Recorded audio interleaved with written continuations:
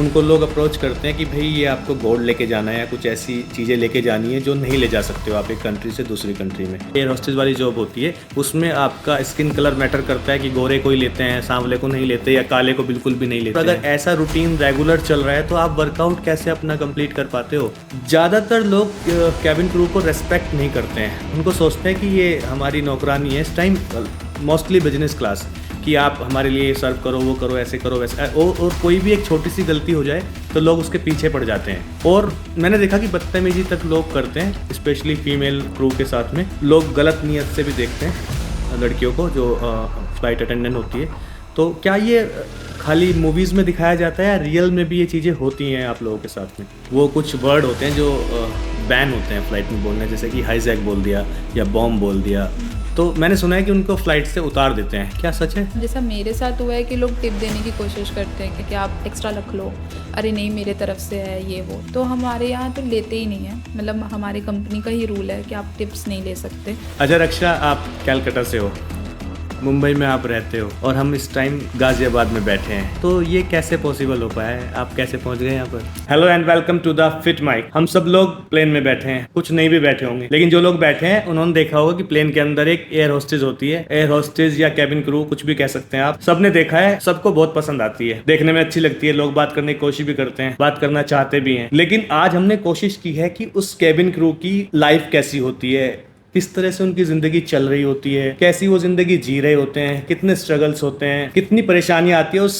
Job को maintain करने में। लेकिन उसके साथ साथ अगर एक कैबिन क्रू एक फिटनेस फ्रीक है तो इन दोनों को अगर मिला दे तो एक अच्छा खासा तड़का लग जाता है। आज उस तड़के को हम लेकर आए हैं अपने साथ में और इन सब चीज़ों के बारे में डिस्कस करेंगे और जानेंगे उनसे कि कैसे आप लोग इतना सारा मैनेज कर लेते हो, फिटनेस भी, अपनी जॉब भी, ट्रैवल भी, सब कुछ। तो आइए मिलते हैं, हमारे साथ है रक्षा जायसवाल। तो हाय रक्षा। हाय। कैसे हो आप? मैं अच्छी हूँ, आप कैसे हो? मैं बढ़िया हूँ। तो आप एक अपनी जर्नी के बारे में बताइए, कहाँ से अपने करियर स्टार्ट किया, करियर के साथ साथ आप फिटनेस में कैसे आ गए, फिटनेस में आप अभी तक क्या अचीव कर चुके हो, एक छोटा सा अपना ब्रीफ करिए। मैंने स्टार्ट किया था 2020 से। पहले मैं एज अ मतलब नॉर्मल जिम में जाती थी फिट होने के लिए। फिर मेरे कोच जो थे कैलकाटा में, उन्होंने मेरा पोटेंशियल देखा कि हाँ भाई ये कर सकती है। विद इन 2-3 मंथ्स में उन्होंने मुझे सामने से बोला कि तुम कोई कंपटीशन खेलो। तो तब मेरे फैमिली पहले तो सपोर्ट नहीं करते थे ना जिम के लिए। उस वक्त मेरे को याद है आज भी कि तब मैंने कितना रोया था सिर्फ जिम जाने के लिए। तो उन्होंने ठीक है मैंने मनाया कि ठीक है मैं जिम जाऊंगी, ऐसा वैसा कुछ नहीं होगा ये वो। फिर मैंने जिम स्टार्ट किया तो उन्होंने मुझे बोला खेल के देखो। तो फर्स्ट मैंने खेला था फिट एक्सपो खेला था अरीना में, ओब्रॉय अरीना ऐसा कुछ करके था कैलकाटा में, वहाँ पे। तो वहाँ पे मैं थर्ड हुई थी। तो वो बेनेट बापिस्ट ने मुझे अवार्ड दिया था। तो तब था मैं कार्डियो सर्किट खेली थी। तो वो था 2 मिनट 40 सेकेंड, 2 मिनट 30 सेकेंड, ऐसे ऐसे फर्स्ट सेकेंड थर्ड था। और जो फर्स्ट सेकेंड थर्ड थे उसमें बस कुछ सेकेंड का डिफरेंस था। तो जिससे मेरे जिम से 2 लोग खेले थे, थर्ड मैं हुई थी, सेकेंड वो हुई थी। तो वहाँ से मेरी जर्नी स्टार्ट हुई थी। फिर मैंने पावर लिफ्टिंग में किया। मैंने पावर लिफ्टिंग के दोनों फेडरेशन से खेला है। इनफैक्ट बहुत सारे सर मैम जानते हैं। पीआई में जैसे जो मेन है बंगाल से, वो मेरे को जानती है। वहाँ पे मैंने 2022 में बेस्ट लिफ्टर ऑफ इंडिया जीता, कानपुर से, अपने कानपुर से जीता। फिर उसके बाद मिदनीपुर में मैंने पीआई, मतलब जो कानपुर में जीता वो आईपीएफ फेडरेशन था। पीआई में मैंने जीता था मिदनीपुर से, वहाँ पे भी मैं नेशनल के लिए सिलेक्ट हुई थी। तो ऐसे ऐसे मेरी जर्नी स्टार्ट हुई। फिर मैं बॉडी बिल्डिंग में, मतलब मेरे को हुआ कि मुझे उसमें भी जाना है, देखना है क्या है नहीं है। फिर मैंने आईसीएन से स्टार्ट किया। तो अब नेक्स्ट ईयर मेरा प्लान है कि, मतलब इंटरनेशनल मैंने खेला इस ईयर, यूएई खेला आईसीएन का। अब नेक्स्ट ईयर प्लान है मेरा डब्ल्यूएनबीएफ है, आईबीएफ है, बहुत सारी चीज़ें हैं। तो मेरे को अब उसमें भी कम्पीट करना है। तो नेक्स्ट ईयर फुल प्लान है कि खेलना है उसमें। तो ये तो आपकी फिटनेस जो जर्नी है उसकी स्टार्टिंग हो गई, आपने यहाँ से स्टार्ट किया और पावर लिफ्टिंग से स्टार्ट किया, फिर आप बॉडी बिल्डिंग पर शिफ्ट हो गए, आपने वहाँ भी मेडल जीते। हाँ। पावर लिफ्टिंग में मेडल जीते, कार्डियो में भी जीता मैंने, कार्डियो सर्किट भी। मतलब स्टार्ट मेरा फर्स्ट गेम कार्डियो सर्किट से हुआ। और ये सब चीज़ें आपने नेचुरल। हाँ, कोई भी स्टेरॉइड नहीं, कुछ भी नहीं, कुछ भी नहीं। तो फिर ये सब चल रहा था, इसके बीच में फ्लाइट कैसे लैंड हो गई? फ्लाइट कैसे लैंड हो गई 2 साल पहले ऐसे मतलब था कि कहीं से और पैसे चाहिए होंगे, क्योंकि ये फैमिली सपोर्ट नहीं कर रही थी। तब मैं पढ़ाती थी ट्यूशन, और होम बेकर भी थी मैं, आर्टिस्ट भी थी मैं। और तब मेरा था कि मैं ऑयल पेंटिंग में जस्ट स्विच की थी, मतलब वाटर पेंटिंग से ऑयल पेंटिंग में, तो उसके भी एक्सपेंसेस बहुत ज़्यादा हो रहे थे। तो ट्यूशन पढ़ा के उतना सारी चीज़ें मैनेज नहीं हो रही थी। तो मेरे को था कुछ तो ऐसा करना है जिससे ज़्यादा पैसे आए, कुछ तो ऐसा चाहिए। फिर घूमना भी है मुझे, थोड़ा अच्छा वाला लाइफ भी जीना है, ये कैसे होगा। और तब मेरे को कैबिन क्रू का ज़ीरो, मतलब कुछ भी नहीं पता था। मतलब मैंने फ़र्स्ट फ्लाइट बैठी थी मैं, जब मैं फ़र्स्ट कंपटीशन खेली थी ये बॉडी बिल्डिंग की, ICN गोवा। उसके पहले मुझे फ़्लाइट भी नहीं पता था कि एयरपोर्ट कैसा होता है, दिखता कैसा है, फ़्लाइट में बैठना एक सपना सा था मेरे लिए। तो जब मैं फ़र्स्ट टाइम बैठी तभी सोचा ये वाली लाइफ मुझे भी जीनी है, घूमना है, ऐसा वैसा करना है। तो फिर मैंने इंटरव्यू देना स्टार्ट किया। उसमें थर्ड इंटरव्यू में मेरा सिलेक्शन हुआ। मतलब मैंने उसके बाद इंटरव्यू दिया, स्ट्रगल किए, सब ने बोला ये फ्रैंकफिन जॉइन करो, ये जॉइन करो, अदरवाइज़ नहीं होगा, ये है वो है, सांवले रंग को नहीं लेते, ऐसा वैसा ये वो। तो मैंने बोला नहीं, अब तो यही बनना है। तो फिर मैंने खुद से इंटरव्यू दिया, खुद से क्वेश्चन प्रिपेयर किए, यूट्यूब देखा, बहुत सारे चैनल देखे। फिर स्टार्ट करते करते फिर मेरा एक दिन सिलेक्शन हो गया। लेमन ट्री में हुआ था मेरा सिलेक्शन। मैं सुबह का मॉर्निंग 9 o'clock गई थी, मैं रात को 11:30 बजे आई थी। तब मेरे हाथ में ऑफर लेटर था। अच्छा, आपने अभी बताया कि सांवला रंग है तो लोगों ने बोला कि हाँ इसमें नहीं जा पाओगे आप। तो ऐसा होता है कि हाँ इस जॉब के लिए, जो एयर होस्टेस वाली जॉब होती है, उसमें आपका स्किन कलर मैटर करता है कि गोरे को ही लेते हैं, सांवले को नहीं लेते, या काले को बिल्कुल भी नहीं लेते हैं? ऐसा कुछ भी मैटर नहीं करता है, सब आपके स्किल्स पे होता है, कॉन्फिडेंस पे होता है कि आप कितना कॉन्फिडेंस हो, कितना अच्छा स्किल है आपके पास, आप कितना अच्छा हैंडल कर सकते हो लोगों को। बस ये काला गोरा नहीं। पहले मेरे को भी लगता था, जब मैं फर्स्ट टाइम इंटरव्यू देने गई थी मैं बहुत नर्वस थी, बहुत ज़्यादा। मेरे को कुछ भी नहीं पता था, क्योंकि मैं गर्ल्स स्कूल से पढ़ी, गर्ल्स कॉलेज से पढ़ी। इनफैक्ट मैंने जहाँ से आर्ट अपना डिप्लोमा कंप्लीट किया, ड्राइंग में, आर्टिस्ट में, मतलब बंगाल के लोग कला में आगे होते हैं, तो मैं उसमें भी जो सीखी, तो वहाँ पे भी गर्ल्स गर्ल्स गर्ल्स। तो फिर कभी देखा नहीं दुनिया, जाना नहीं, इंटरव्यू क्या होता है पता नहीं। तो जब गई थी तो सब लोग बोल रहे थे कि ऐसा होता है वैसा होता है, बट मैंने बोला नहीं, मैं आपको बनना है, मैं करूँगी। मैंने इनफैक्ट अपना मेकअप, तब पहले मुझे मेकअप का एम नहीं पता था। मतलब मैं सिर्फ खेल कूद, जॉइंट फैमिली थी, कुछ अता पता नहीं था कुछ भी। फिर खुद से स्टार्ट किया, सीखा, देन हो गया। और इसमें ऐसा कुछ भी मैटर नहीं करता है काला गोरा। मेरे से भी काले काले लोग हैं, मेरे से भी सांवले सांवले लोग हैं। अच्छा, जैसे हम लोग प्लेन में जाते हैं, कोई भी जाते हैं, ये भी जाता होगा, तो मतलब एयर होस्टेस को देख के लगता है ना बहुत हाई प्रोफाइल लड़की है, मतलब पैसे वाली होगी, बड़े घर की लड़की है, तो इससे भाई नहीं बात हो पाएगी। तो मतलब ये सच है या सब नॉर्मल होती हैं लड़कियाँ? ऐसा कुछ नहीं है, पैसे वाले घर के ही लोग बनते हैं, ऐसा कुछ भी नहीं है। मेरे फ्लाइट में, इनफैक्ट मेरे बैच में जब हमारा सिलेक्शन हुआ तो बैच वाइज डिवाइड होती है लड़कियां। तो मेरे बैच में भी एक लड़की थी जो एकदम गांव से थी, मतलब लाइक वो टीना वाला घर, ऐसे वाले घर से। तो उसके पापा कुछ गवर्नमेंट में थे, अभी तो रिटायर हो गए। उसने भी स्टार्ट किया, तो उसने भी पहले फ्रैंकफिन वगैरह ज्वाइन किया, फिर बीच में छोड़ दिया, क्योंकि वो बहुत ज़्यादा डिमांड करते हैं पैसों की, तो उतना लोगों के पास होता नहीं है। एक गवर्नमेंट जॉब थे उनके, दो दो तीन तीन बेटियां थी उनकी। तो मेरे हिसाब से मेरे को लगता है कि ये सब कुछ भी मैटर नहीं करता है। अच्छा, जैसे लड़कियां इतनी पोलाइट होती नहीं है बात करने में, मतलब अब सब सब नहीं होती हैं, कुछ झगड़ालू भी होती हैं, कुछ जवाब भी देती है उल्टा जल्दी से। तो क्या आपको सिखाया जाता है ट्रेनिंग के अंदर कि नहीं कुछ भी हो जाए आपको पोलाइट ही रहना है, आपको प्यार से ही बात करनी है, आपको सबको इज्जत देनी है, ऐसा कुछ सिखाया जाता है, या ये उन्हीं को हायर करते हैं जिनके अंदर ये क्वालिटी होती है? नहीं नहीं, ऐसा तो कुछ नहीं है, बट वो हमें सिखाते हैं, सब चीज़ गाइड करते हैं। इनफैक्ट ग्रूमिंग से लेके, वॉक से लेके, सब कुछ बताते हैं, A to Z। और जब इंटरव्यूअर जो होते हैं वो आपका सब कुछ देखते हैं, मतलब आपका वॉक देखते हैं, आपका बैठने का स्टाइल देखते हैं, आपका बात करने का तरीका देखते हैं, आपका स्माइल देखते हैं। वो उस हिसाब से आपसे क्वेश्चन भी करते हैं कि आप कैसे आंसर करते हो। कुछ टफ होते हैं, कुछ इजी होते हैं। इनफैक्ट मेरे फिटनेस जर्नी को लेके उन्होंने क्वेश्चन किया था, क्योंकि मेरे सीवी में सब कुछ था। तो पहले तो उन्हें झूठ लगा था कि अरे ऐसे कैसे ये वो। तो फिर जब मैंने उनको वीडियोस, फोटोज़, अपने सारे सर्टिफिकेट्स दिखाने स्टार्ट किए, देन उन्होंने बोला वाह ये तो ग्रेट है। अच्छा रक्षा, आप कंपटीशन वगैरह खेलते हैं, मैं जानता हूँ कि स्टेज पे चढ़ने के लिए आपको अपना बेस्ट वर्जन देना होता है। उसके साथ साथ आपकी जॉब भी इस तरह की है कि उसमें आपको रेस्ट बहुत कम मिलता है, आप अपनी डाइट अच्छी तरीके से फॉलो नहीं कर पाते, आपका ट्रैवल बहुत ज़्यादा होता है। तो अपनी जॉब और अपना जो बॉडी बिल्डिंग कंपटीशन है, इन दोनों चीज़ों को आप कैसे मैनेज करते हैं? कैसे पॉसिबल है इतना फिट रहना इस हेक्टिक जॉब के साथ? तो ये ऐसा है कि सब दिमाग का खेल है। अगर आप दिमाग से स्ट्रांग हो, आपको पता है कि हाँ, आपको इसके बाद ये करना है, उसके बाद ये करना है, तो हो जाएगा। बहुत लोग बोलते हैं ना कि अरे नहीं, फ्लाइट के बाद तो सोना चाहिए, रेस्ट चाहिए, वो सब सब दिमाग का खेल। क्योंकि मैंने जब खेला था आईसीएन यूएई, मैंने 1 मंथ की तैयारी की थी, 1 मंथ, किसी को यकीन ही नहीं हो रहा था। आप मॉर्निंग में उठो, फ्लाइट से 2-3 घंटे पहले उठो, अपने पूरे दिन भर के डाइट बना लो। छोटे छोटे पैक्स आते हैं, डब्बे आते हैं, उसमें पैक करो सारे दिन भर के डाइट। रोस्टर पहले से मिलता है आपको, आपको पता होता है किस समय कहाँ रहोगे। ज़्यादा से ज़्यादा 1 से 2 घंटे, 2 से 3 घंटे डिले होगा, उससे ज़्यादा नहीं होगा।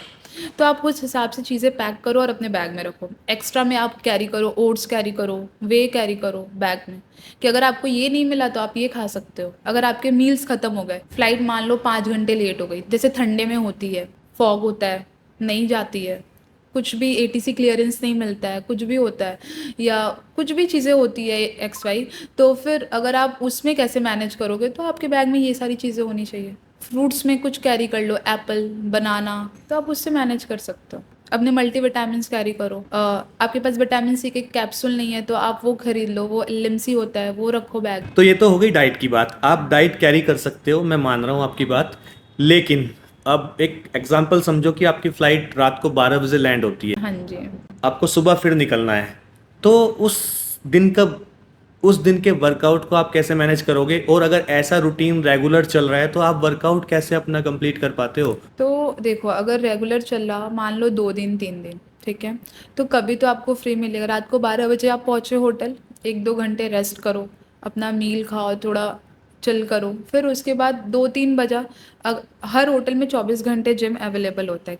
कहीं कहीं पे नहीं होता, जैसे यूएई में नहीं होता है, वहाँ पे 11 बजे के बाद बंद कर देते हैं और सुबह 5 बजे फिर ओपन करते हैं। तो हम, जैसे मैं क्या कैरी करती हूँ, रेस्ट बैंड कैरी करती हूँ, हिप का रेस्ट बैंड कैरी करती हूँ। मेरे वेट्स रहते हैं मेरे साथ, मतलब 2 किलो जो पाँव में लगाते हैं, तो आप वो सब कैरी करो और उससे वर्कआउट करो, एब्स के वर्कआउट करो, स्टेप काउंट कर लो, चल लो। मतलब उस वक्त आप कार्डियो कर सकते हो जो आप रूम में कर सकते हो, जंपिंग जैक हुआ और हाई नीज हुआ, क्रंचेस कर सकते हो, लेग रेस कर सकते हो, स्टेप काउंट कर सकते हो, 10,000 स्टेप कर लो, 5,000 स्टेप कर लो।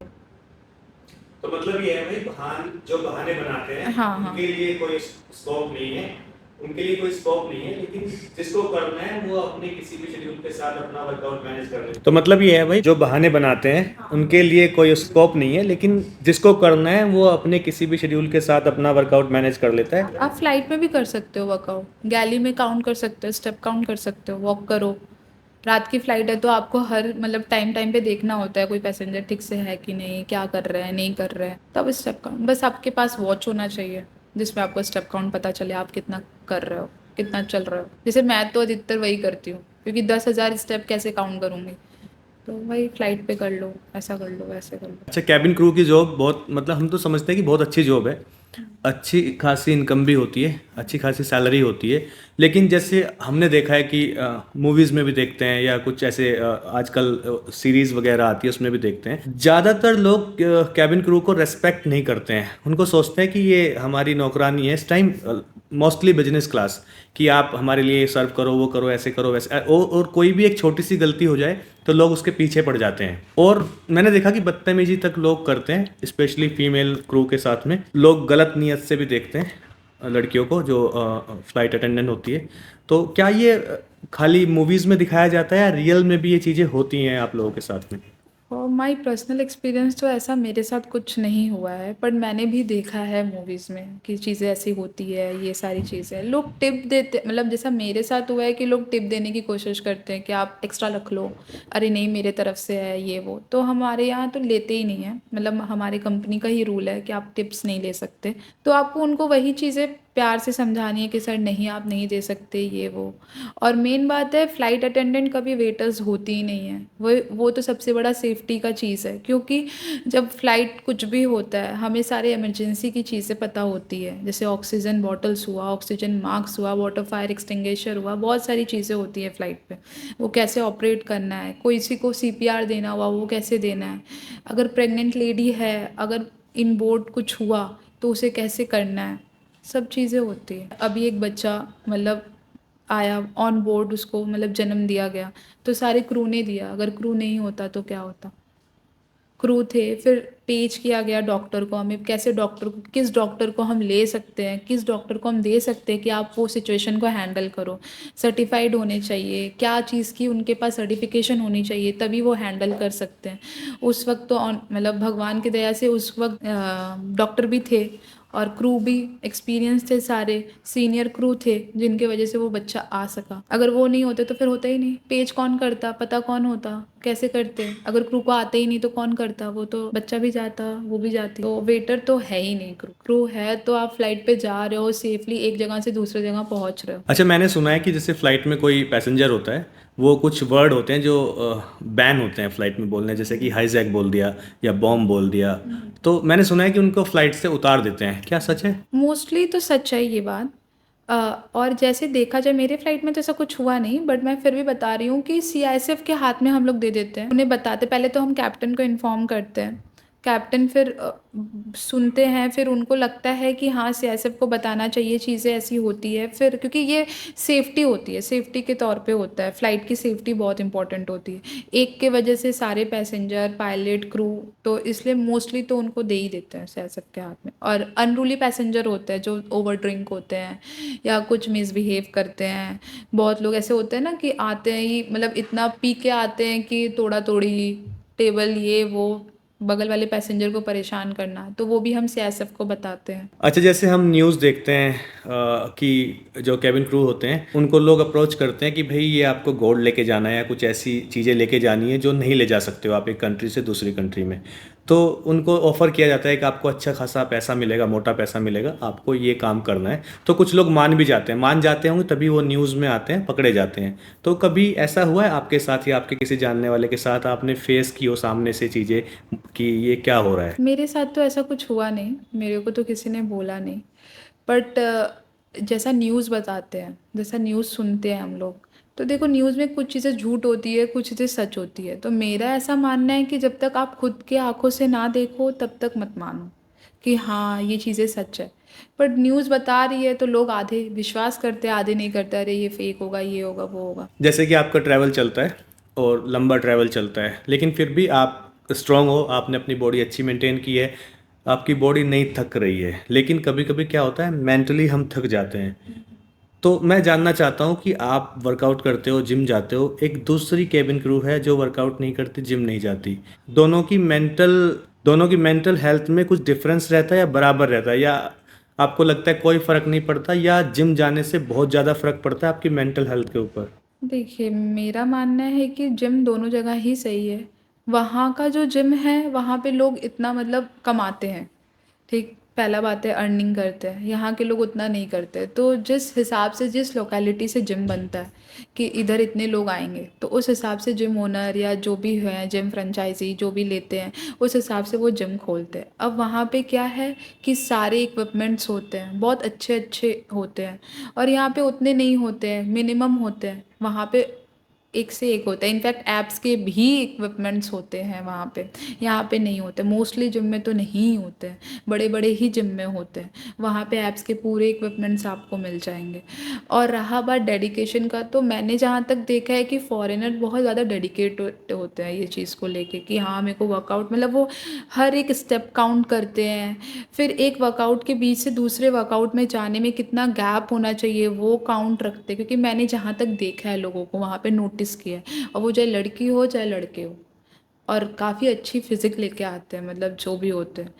ज़्यादातर क्रू को तो मैंने नहीं देखा है वर्कआउट करते, सब मतलब या तो बाहर के होते हैं या तो कुछ मतलब जैसे कि मेरा जहाँ पे होटल मिलता है उसके बगल में मोस्टली वो वहाँ के आते हैं, फिर कुछ ऑफिस स्टाफ होते हैं, वहाँ पे बगल में ऑफिस है, तो वहाँ के लोग आते हैं, तो मैंने सबकी फिजिक तो बहुत अच्छी देखी है, बहुत ही अच्छी देखी है कि मतलब इतना डेडिकेशन होना चाहिए, इतना टाइम कैलकुलेट करना, सिप सिप वाटर लेना, जितना हम लोग ये मतलब वो लोग कंपटीशन के लिए तैयारी करते हैं वो इस हिसाब से नॉर्मल वर्कआउट करते हैं। अच्छा, जैसे आपने यूएई वगैरह में भी कॉम्पीट किया है और एक दो जगह आपने मुझे बताया, कभी ऐसा होता है कि आप गए हों किसी कंपटीशन में और वहाँ पर आपको कोई लड़की मिल गई या लड़का मिल गया, ऐसे यारी दोस्ती थोड़ी हो गई, आपने उसको कुछ टिप्स दी हों कि ऐसे पोजिंग करनी है या ऐसे आपको दिखना है स्टेज के ऊपर, और जब रिजल्ट आया हो तो वही फर्स्ट आ गया हो या आ गई हो और आप सेकंड या थर्ड आए हो?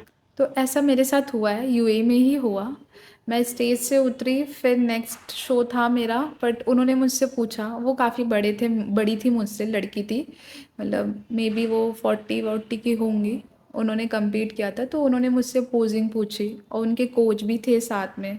तो मैं उन्हें जब बता रही थी तो वो पीछे से कोच बोल भी रहे थे कि आप स्टेप वाइज बताओ, मैं वीडियो बना लेता हूँ, मैं उनको गाइड कर दूंगा। और इनफैक्ट मैं मिरर सामने होता है बैक स्टेज, कि आप उधर देख के पोजिंग कर सको, वार्म अप कर सको, पंप ले सको अपने बॉडी में। तो मैं उनको पोजिंग सिखाई और उन्होंने सीखा वही। और फिर मतलब संग संग फिर उनका कॉल आया, वो गए स्टेज पे, तो देन वो फर्स्ट आया। और उसके बाद उन्होंने मुझे थैंक्स भी नहीं बोला। इनफैक्ट किसी और ने, मतलब वो कोच ने भी देखा, मतलब जो मेरे पुराने कोच थे जिनसे मेरी बात नहीं होती है, और उन्होंने मतलब किसी को जाके बताया, और वो मतलब मेरे बहुत अच्छे फ्रेंड थे, तो उन्होंने मुझे बताया ये बात कि हाँ ऐसा तूने क्यों किया, क्यों बताया, नहीं बताना चाहिए, ऐसा नहीं करना चाहिए। तो मैंने बोला ऐसा कुछ नहीं होता, हेल्प करना अच्छी बात है। अब लोग इसको गलत तरीके से लेते हैं, नहीं नहीं किसी का हेल्प मत करो, मत बताओ, वो फर्स्ट आ जाएगा, तुम सेकंड आ जाओगे। मेरे को नहीं लगता ऐसा कुछ होता है। और टचवुड मेरे साथ आज तक तो कुछ गलत भी नहीं हुआ। मैंने कभी भी अगर किसी का हेल्प किया तो मेरे को ऐसा लगता है कि हाँ ठीक है, मेरे साथ भी अगर मैं कभी फंसी तो भगवान मेरा हेल्प करेगा। तो ठीक है, थैंक यू से क्या ही हो जाता है, वो जीत गए और क्या। और पहली बात कि आपने सिखाया और संग संग उसकी कॉल आउट आई और उसने जाके किया और उससे जीता, तो ये तो आपके लिए एक अचीवमेंट। लेकिन इसमें उसका भी टैलेंट है, उसने इतनी जल्दी सीखा। हाँ, उसने इतनी जल्दी कैच किया, ये भी टैलेंट है। अच्छा, मैंने देखा है कि लोग 6 महीने तैयारी करते हैं, 1 साल तैयारी करते हैं, या कोई 3 महीने में एक अच्छी फिजिक अचीव कर लेते हैं, उसके बाद वो कॉम्पीट करने पहुंच जाते हैं। लेकिन अच्छी बॉडी होने के साथ साथ भी वो कोई मेडल नहीं जीत पाते हैं। फिर वो क्या करते हैं कि वो जो जज होते हैं उनको ब्लेम कर देते हैं कि नहीं, इन्होंने अनफेयर गेम किया है, कि इन्होंने पैसे लेके जज किया है, तो इसलिए मैं नहीं जीत पाया, नहीं तो मैं डिज़र्व करता हूँ जीतना, मेडल या फर्स्ट आना या सेकंड आना। क्या ऐसा होता है? देखो, मेरा ये कहना है कि ऐसा ज़रूरी नहीं है। आपकी फिज़िक बहुत अच्छी है बट आप स्टेज पे फिफ्थ आ गए या थर्ड आ गए, क्यों आए? क्योंकि आपकी पोजिंग अच्छी नहीं होगी, या आप कॉन्फिडेंस नहीं होंगे, या तो आपके स्माइल नहीं होंगे चेहरे पे, या तो आप कहीं पे लैग कर रहे होंगे। वो बोल रहे होंगे क्वार्टर टर्न, आप ले रहे होगे लेफ्ट टर्न। वो बोल रहे होंगे राइट टर्न, तो आप हो जा रहे होगे बैक, नर्वस हो जा रहे होगे।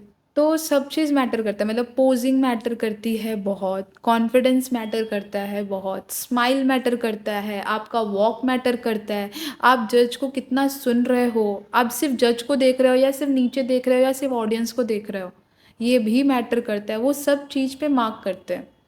और स्टेज पे एक मार्किंग पॉइंट लगी होती है, 1 2 3 4 करके, आपको हर एक जगह पे एक पोज करना है।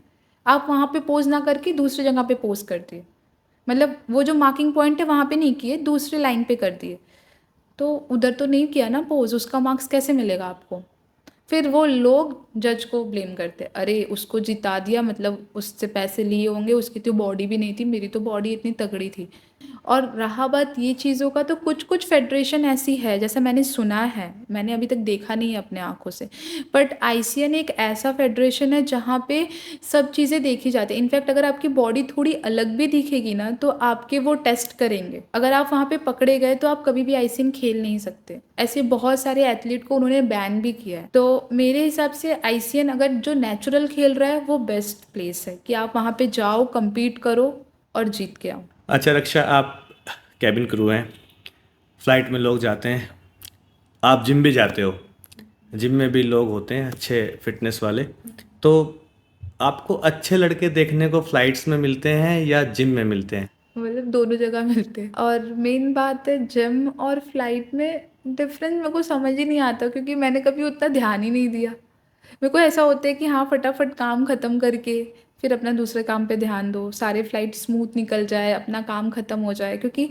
अभी मोस्टली मैं इस फ्लाइट में सेकंड सीनियर बन रही हूँ, तो सेकंड सीनियर का बहुत काम होता है, पीछे आर्ट गैली संभालना, फिर मील्स रखना, पीबीएम लेना, हैंड ओवर देना, सारी चीज़ें होती है, कॉल्स अटेंड करना।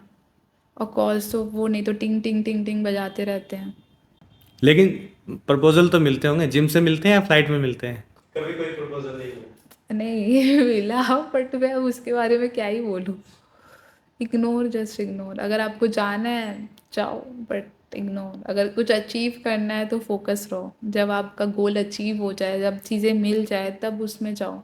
क्योंकि एक चीज़ होती है ना, step by step by step wise. अगर सब चीज़ें एक साथ रहेगी तो कैसे होगा। और आजकल तो इतना टॉक्सिक चीज़ें चल रही है। अच्छा, कभी लाइफ में ऐसी सिचुएशन आ जाए कि आपको अपनी जॉब, जो आप कैबिन क्रू हैं, और जो दूसरी आपकी एक जॉब कह लूँ या आपका एक पैशन कह लूँ, फिटनेस, बॉडी बिल्डिंग, दोनों में से आपको एक चूज़ करना पड़े, आप किसके साथ जाएंगे? ये बहुत टफ क्वेश्चन है मेरे लिए, क्योंकि मैं दोनों को ही चूज़ करूँगी। क्योंकि दोनों से ही मुझे नाम मिला है, और मतलब दोनों से ही मेरे सपने पूरे हुए हैं।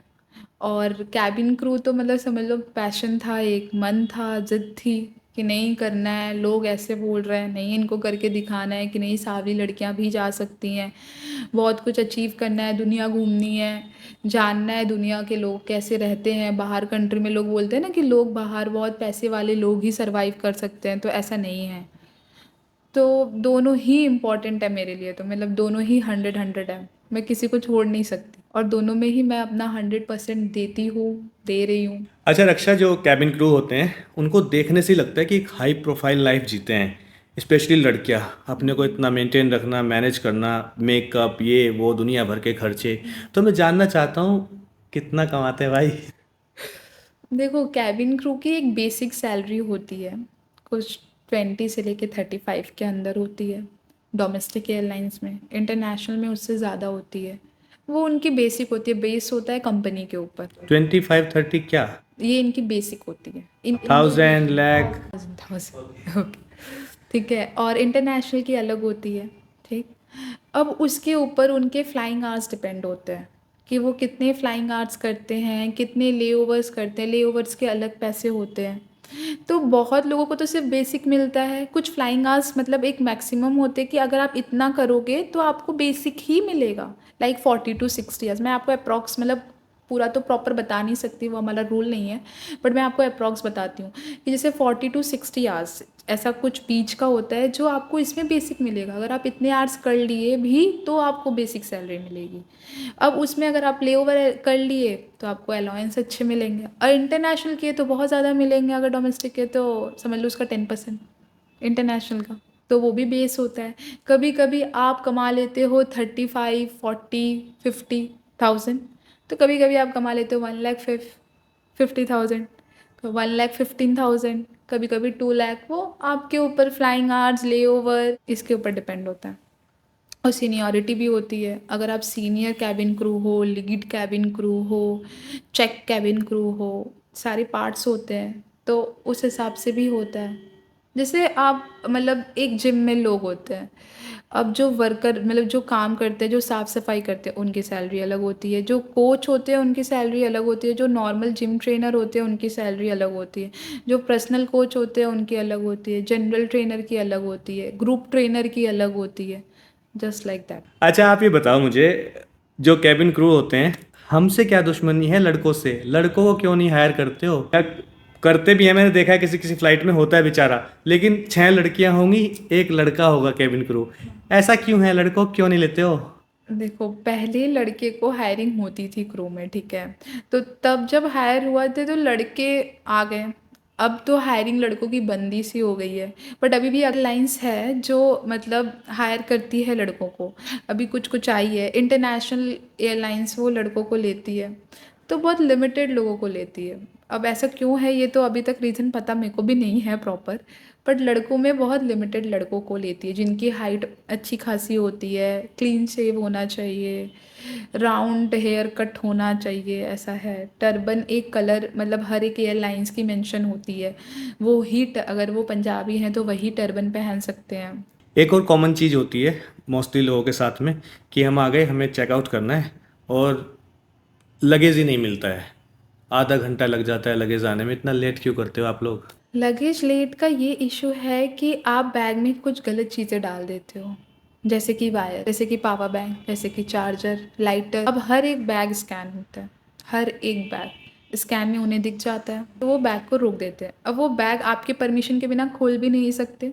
तो अगर मान लो आप एक एयरपोर्ट से दूसरे एयरपोर्ट जा रहे हो, मान लो दिल्ली से कलकत्ता जा रहे हो या दिल्ली से बाहर जा रहे हो, लंदन जा रहे हो, कहीं भी जा रहे हो, वो बैग स्कैन होते वक्त दिल्ली में ही रुक जाएगा। फिर आप जब लंदन पहुंचोगे आपको पता चला आपका बैग नहीं आया। फिर बैगेज काउंटर में गए, क्लेम किया, उन्होंने कॉल किया, कॉल करके दिल्ली स्टेशन मतलब जो भी एयरपोर्ट मैनेजर हैं या जो भी हैंडल करते हैं इनको, उनको कॉल करके वो पूछते हैं। फिर वो बताते हैं कि बैग में कुछ चीज़ें हैं, स्कैन में दिखा। अब वो बैग नहीं खोल सकते उनके बिना। फिर वो उनसे पूछते हैं कि आपने कुछ डाला, आप याद करो करो करो। फिर वो अगर याद करके याद आता है तो फिर ये इशू होता है। फिर उसको वो पहुंचाते भी हैं नेक्स्ट कोई भी फ्लाइट से। अगर आप जैसे बोल लो कि इमरजेंसी है, मान लो सुबह कल आपका कोई मीटिंग है या कुछ आप कंपटीशन खेलने जा रहे हो, सब मेरे साथ भी हुआ था। तो कोई कंपटीशन खेलने जा रहे हो, कुछ है, तो आपका बैग वहाँ पे छूट गया और सुबह ही 9 बजे, तो वो जैसे भी अरेंज करके आपको दूसरी फ़्लाइट से भेजेंगे और आपको बोलेंगे कि आप नेक्स्ट टाइम मत करना है ऐसा, ये वो। कोई भी फ़्लाइट हो दूसरी एयरलाइन से जैसे भी करके अरेंज करके वो भेजेंगे और प्लस वो आपके होटल में पहुंचाएंगे भी। अगर आप होटल में रुके हो या फिर आप किसी के घर पे रुके हो तो आपसे प्रॉपर एड्रेस लिया जाएगा, सारे आपके नाम, कितने किलो के बैग थे, क्या कलर था, फ़ोटो वगैरह, और एक टैग मिलता है, वो टैग सब कुछ लेके आपको प्रॉपर आपके डेस्टिनेशन पे पहुंचाएं। अच्छा, मेनली क्या होता है कि कुछ लड़कियां होती हैं जो जिम जाती हैं, 1 घंटा 1.5 घंटा वर्कआउट करा, उसके बाद एक रील डाली। आपको पता ही रील कहाँ से स्टार्ट होती है कहाँ ख़त्म होती है। उस पर कैप्शन लिख देंगे बहुत बड़ा बड़ा कि भाई आई एम इंडिपेंडेंट गर्ल, ये वो फलाना ढिमकाना, देखो मैं कितनी मेहनत कर रही हूँ। तो ये एक जिम जाना, खाली 1 घंटा वर्कआउट करना, अपनी बॉडी बनाना, ये एक रियल रियल मेहनत है या एक तरफ दूसरी दुनिया है जैसे आपकी दुनिया, एक हाउसवाइफ की दुनिया, वो रियल मेहनत है? मेरा ये कहना है कि इंडिया में कुछ लड़कियां ऐसी हैं जो फोकस हैं, डिसिप्लिन है, वो उनको पता है। इसके साथ बहुत हाउसवाइफ भी हैं जो अपना दोनों चीज़ अच्छे से मैनेज करती हैं। तो बहुत लड़कियां ऐसी हैं जो सिर्फ आती है रील्स बनाने के लिए, सिर्फ नॉर्मल वर्कआउट करने के लिए, वो कोच हायर भी नहीं करती। कुछ चलो समझ आता है कि हाँ फैमिली इशू के वजह से या फिनेंशियल कंडीशन के वजह से नहीं कर रही, बट एक करने का तरीका तो समझ आता है ना कि हाँ वो मेहनत कर रही है। तो सामने से अगर कोच जेन्युइन होता है तो वो आपको सामने से बोलेगा, नहीं मैं आपको कराता हूँ, मैं आपको बताता हूँ, आप ऐसे करो वैसे करो, जैसे कि मुझे मिले थे। क्योंकि उस वक्त मेरे पास भी इतने पैसे नहीं थे कि मैं कोच हायर करूँ, अच्छे वे पीऊँ। तो तब उन्होंने मुझे सिर्फ गाइड किया। फिर जब जैसे जैसे मुझे लगा फिर मैं आई तो उन्होंने मुझे उसमें भी हेल्प किया, अपनी फ़ीस कम की, सारी चीज़ें। इनफैक्ट अभी भी मैं मुंबई में बहुत महंगी होती है सारी चीज़ें। मेरे कोच की जो फ़ीस है वो 50,000 मंथली है।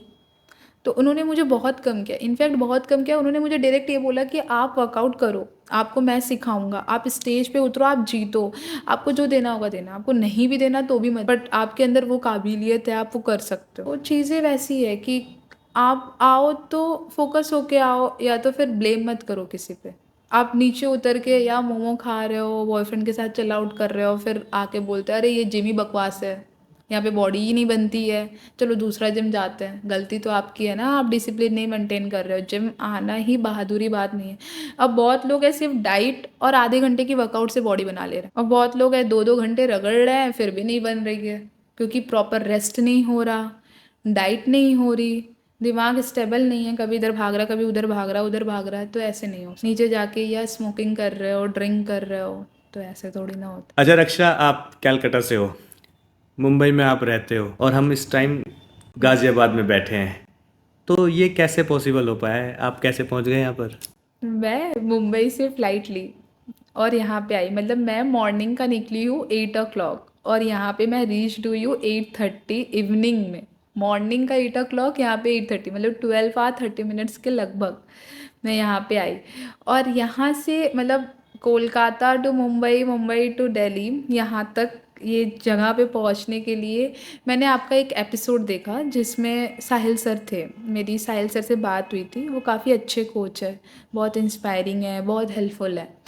तो उनका देखा था, उनके कोई मतलब स्टूडेंट ने आपके यहाँ पे आए, अपनी सारी बातें बोली, तो वो एपिसोड मुझे काफ़ी अच्छा लगा था। जो मेरी बात आदिश सर से हुई थी, जो अभी हिमाचल में बैठे हुए हैं, एप्पल खा रहे होंगे। सो उन्होंने मतलब उनसे मेरी बात हुई, उन्होंने बोला हाँ ठीक है। फिर हमारी बात हुई कि चलो एक शूट करते हैं, आप अपने बारे में बताओ, आप दोनों चीज़ें कैसे हैंडल करते हो। तो उनके बात भी अच्छे, वे ऑफ टॉकिंग उनकी बहुत अच्छी थी। तो मेरे को लगा कि हाँ, इधर अपनी बात रखनी चाहिए, फिट माइक में बतानी चाहिए कि लोग इंस्पायर हो, लोग भी सारी चीज़ें एक साथ हैंडल जो कर रहे हैं वो भी आगे बढ़ सके। बहुत लोग सोचते हैं ना, अरे नहीं ये फिटनेस जर्नी में कुछ भी नहीं रखा है, ये बस जो हाइप पाते हैं वही आगे बढ़ते हैं, तो ऐसा कुछ भी नहीं। आई होप ये एपिसोड आपको अच्छा लगा। मैं फिट माइक पे आई अपने कैबिन क्रू के जर्नी के बारे में, और मैं अपना कैबिन क्रू और फिटनेस जर्नी दोनों कैसे मैनेज कर रही हूँ, और अकेले बॉम्बे में मैं कैसे रह रही हूँ, और कितने सारे स्ट्रगल फेस कर रही हूँ। मैंने सब चीज़ें शेयर की, सब चीज़ें बताई। और फिट माइक एक ऐसा जगह है जहाँ पे आप अपनी चीज़ें बता सकते हो, और इधर कुछ झूठ कुछ सच नहीं, मतलब सारी चीज़ें जो आपके साथ होती है आप वो बताओ, और ये वही बात को रखते हैं। तो मेरे हिसाब से ये पेज और ये फिट माइक जो जगह है ये बेस्ट है।